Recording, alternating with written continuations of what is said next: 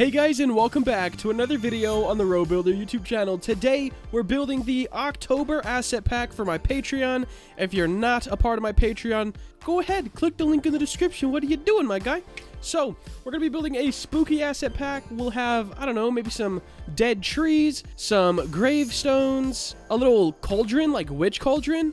Definitely some pumpkins. Maybe, like, skulls. I don't know how to do a skull yet, I don't think. It's probably easier than I'm thinking, but I always overcomplicate things, so I don't know. Let's start with a couple, like, sort of gravestone type things, I guess. And then we'll do some pumpkins and some trees. So at least that stuff. So let's go into edit mode. Let's do S and Y to scale on the Y-axis, something like that. We don't need a super thick gravestone. And I want to have a couple different types of these. So I'm going to grab this top face, and I'm going to do SX to scale it in like this. I'm going to put a loop cut here in the middle and scale that in like, only on the X-axis. Let me do that. And then let me move that up some. And then up here definitely needs to be scaled out as well. All right, let's inset these front faces. Something like that. Now I am going to grab this bottom line, drag it down a little bit so it's just sort of flush right there. Going to grab these and extrude them out just a little bit. There we go. And the back of this can go in a bit because it doesn't need to be that thick once again. And I kind of want to take the bottom of this. Let me see. Could I do like proportional editing and scale? I want to scale it a little bit. Maybe something like that. It's very, very strange, but I kind of like it. All right, I fixed it up a little bit. It wasn't looking that great. This looks a bit better to me. So we got this one. I'm going to make probably 4 variations of gravestones, and then I'll be back, and we'll start on either the pumpkins or the dead trees. All right, guys, the 4 tombstones are done. We got a cool cross-looking one. I tried to kind of stylize all of them except for one. I mean, because there's always that one person that just doesn't like stylized stuff. Ooh, another thing. I'm actually going to make one more of these because it's going to be a very simple copy and paste sort of thing. Let me copy this, grab the top face here, and then just extrude that up. And then I'll scale this out. And then I can inset. Yes. Okay, this is going to be a little more complex than I was originally intending it for. And then SX. That actually looks horrible. I'm not keeping it. I'm not keeping it. All right, so we have our 4 tombstones. Up next, let's make, I don't know, maybe 2 pumpkins, 3 pumpkins, we'll see. 1 normal, 1 with a face, and maybe a broken one? I don't know. We're gonna see. Let me go ahead. I'm gonna bring in I'm gonna start with the UV sphere. I know a lot of people say, oh, dude, use a cylinder. But personally, UV sphere, I think that's where I want to be. So I'm going to do 33 sides. And then I'm going to grab my proportional editing with my vertices select. Let me get into this front view right quick. Drag the top down. I'm going to make the circle a little bigger. I'm going to drag the top down a little bit and then the bottom up just a little bit. Something like that gives us a real good pumpkin shape. Now I'm going to go to my line select mode and click every 3 lines, holding Alt and Shift. Seems good to me. I'm going to press S. Oh, let me get my proportional editing off. I'm going to press S to scale this in. And I'm going to do Control B to bevel this and make it a little bit softer on the insides here. We're going to go ahead and shade smooth and then auto smooth as well. Got something real nice looking. Definitely a nice pumpkin. Now let's go ahead and get a top going on. I'm going to grab my face select mode and then circle select just these top faces here. I can scale this in. And then I could extrude it, turn it, everything like that to make... I am going to rotate this a little bit because we don't want it to be, like, exact, you know? Because that looks ugly. So I'm going to kind of turn my camera, rotate this, and then I'm going to extrude up this way a little bit, scale it down, and I'll move that kind of back over here. Let me rotate this kind of this way, something like that. And I think, you know, I think that's actually pretty good. So for our normal pumpkin, guys, this is what we got, all right? I really like how it turned out, actually. So I'm keeping it. Let me move that to the side. I am going to do Shift D, and I'm going to, I think I'm going to subdivide this one. Okay, so I definitely subdivided it a lot. I will be decimating it after this, but I want to have a good spot to work with this face, and I am going to just freehand the face with a knife tool. So let me go, like, starting here, and I'm just going to try to, like, make something, I don't know, kind of weird.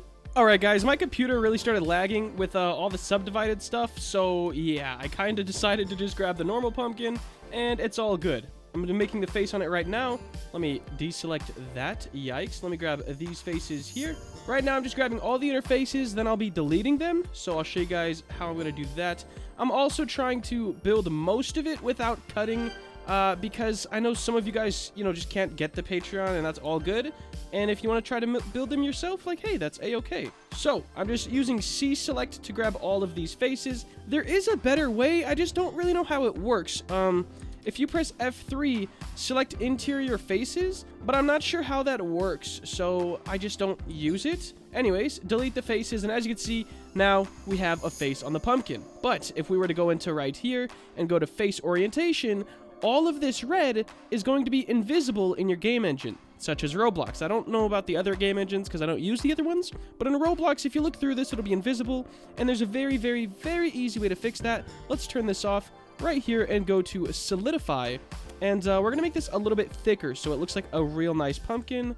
Oh no, not that thick. Wow. So something like this, guys, and I'm just gonna go ahead and apply that, and here is our pumpkin with the face. So we have a pumpkin with a face, a pumpkin without, and I'm thinking about making like a pumpkin that's split in half that you could kind of make and use or put it however you want. So for that, I'm just gonna duplicate this one. Perfect. Let me go into our wireframe view, perfect side view, and grab this guy right here. P, selection, tab, back into our solid view, and now we can grab this one and this one, separate them a little bit, and they'll be separated as well, so in Studio, it'll be a-okay.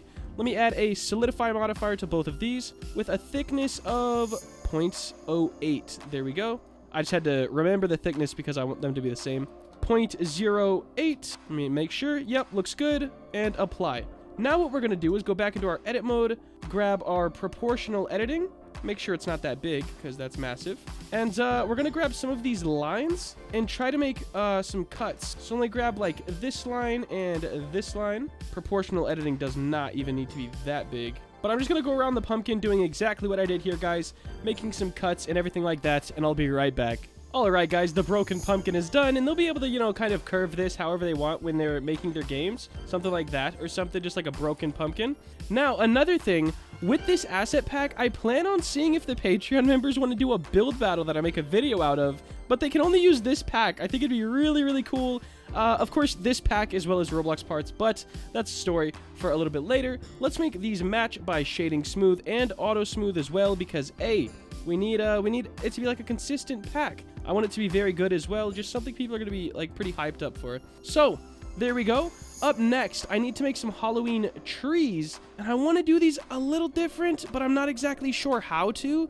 Like those like windy trees, like the willow ones, I'm not exactly sure how to make those, but I think I'm gonna try, and it's probably gonna take me a little bit to figure out, so I'm not gonna share that process because I don't want to bore you guys with a 40-minute video. But I'll be right back, hopefully when I get at least one tree done. I don't exactly know how I want to do them yet. Definitely remembered a couple more ideas before we start the trees. So, I want a cauldron. I think I'm going to use the same kind of tactic for that. I'm going to just grab this, go into my wireframe mode, make sure we're on face select, and be perfectly on the side view. Something like this. I want it to be starting to close at the top, so let me delete those faces. Perfect, solid. Now, I'm going to grab all of these. Let me get to my line select mode, grab all of these. We're going to do ES, and then bring this up like that. ES again, and then we will extrude these down like so, and kind of just drag them out a little. Something like this for the cauldron look.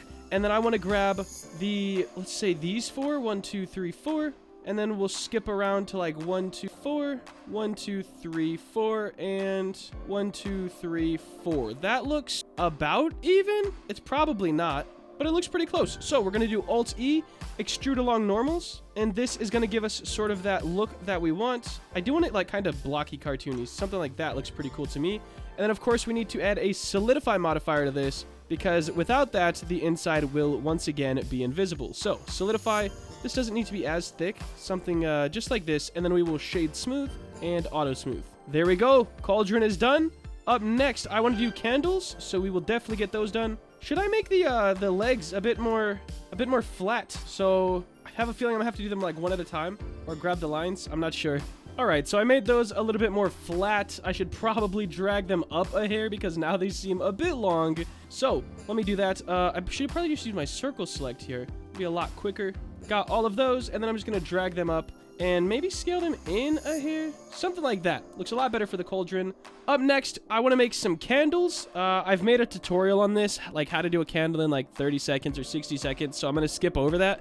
If you want to know how, just go check out the tutorial. But I'll be back with the candles and maybe with a tree. Alright guys, so I just kind of finished up the trees. They look kind of bad, but also cool.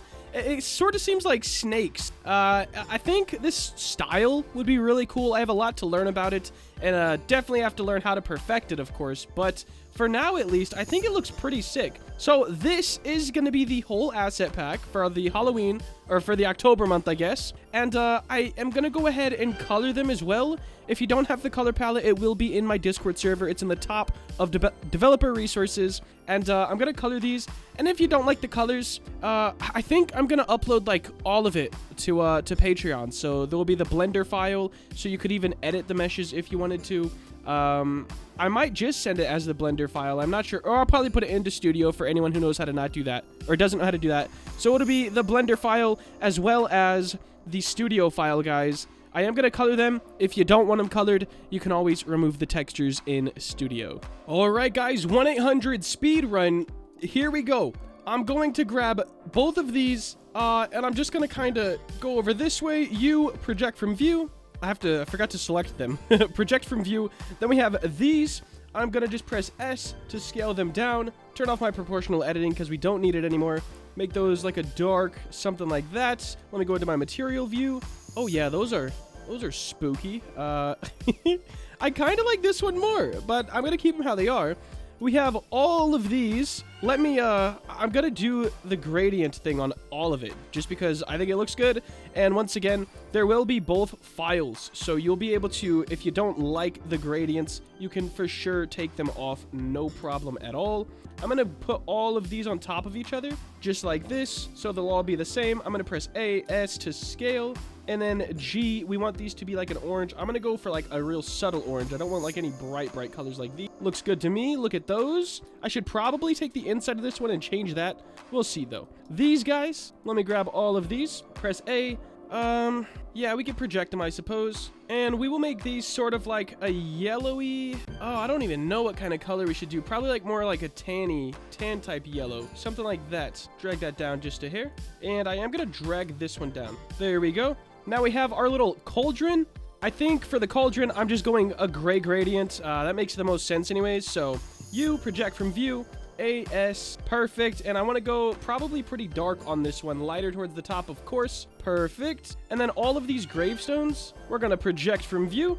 And then we're just going to put all of them, I guess we only have to grab the top two, really. G to grab those. Now they're all the same height. A, S to scale, get all of them to fit into one box. And we're probably going to go a bit lighter. It's going to be still dark, but a bit lighter than the cauldron, just to have a bit of a variation. So there we go, guys. The spooky Halloween asset pack is done. Check it out.